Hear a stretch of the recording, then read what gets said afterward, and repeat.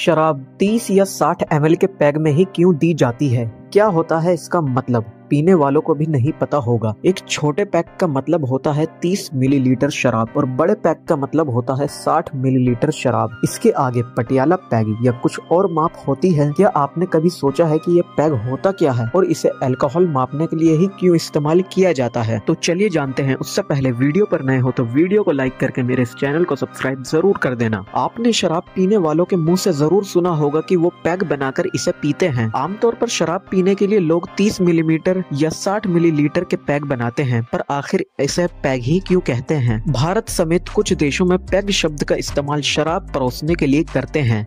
आखिर पैग शब्द शराब की माप की इकाई कैसे बन गया? इसके पीछे एक दिलचस्प कहानी है। पैग शब्द का अर्थ बताया जाता है शाम की कीमती गिलास। पैग का शाब्दिक अनुवाद ब्रिटेन में खनिकों की एक पुरानी कहानी से संबंधित है। हालांकि ये सिर्फ एक कहानी है जिसकी पुष्टि नहीं की जा सकती। ऐसा माना जाता है कि दिन भर के काम के बाद खनिकों के पेय को कीमती शाम का गिलास कहा जाता था। खनिकों को कठोर सर्दी से बचाने के लिए ब्रांडी की एक छोटी बोतल दी जाती थी। वे उसे ग्लास में डालकर पीते थे। उनके लिए ग्लास बहुत कीमती था। बाद में से पैग के नाम से कहा जाने लगा। एक छोटे पैग का मतलब होता है 30 ml शराब और बड़े पैग का मतलब होता है 60 ml। इसके आगे पटियाला पैग होता है जो 90 ml का होता है। अलग अलग पैग मापने के कारण भी हैं, एक छोटा और एक बड़ा। दरअसल शराब पीने के बाद हमारा शरीर शराब की पहचान एक जहरीले पदार्थ के रूप में करता है। वो इसे बाहर फेंकना चाहता है। फिर हमारे शरीर के विभिन्न हिस्सों में अन्य रसायनों का उत्पादन करने के लिए शराब को तोड़ते हैं। 30 मिलीलीटर शराब धीरे धीरे पीने से हमारा शरीर इसे तेजी से पचा पाता है। इस 30 से 60 मिलीलीटर साइज का एक कारण ये है कि अधिकांश शराब की बोतलें 750 ml की होती हैं। नतीजन शराब का हिसाब किताब रखने के लिए 30 और 60 मिलीलीटर के पैग सुविधाजनक होते हैं। आपको जानकर हैरानी होगी कि खुद ब्रिटिशर शराब को 25 मिलीलीटर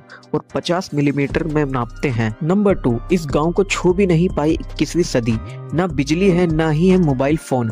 लकड़ी के चूल्हे पर बनता है खाना। Village life without electricity. आजकल बिजली के बिना घर की कल्पना भी नहीं कर सकते। बच्चों से लेकर बुजुर्गों तक सभी को बिजली की जरूरत होती है। कुल मिलाकर आज की दुनिया की कल्पना बिना बिजली के की ही नहीं जा सकती। कुरमा गांव श्रीकुल्लम शहर से 60 किलोमीटर की दूरी पर स्थित है। यहाँ रहने वाले लोग प्राचीन तरीकों का इस्तेमाल कर जीवन व्यापन करते हैं।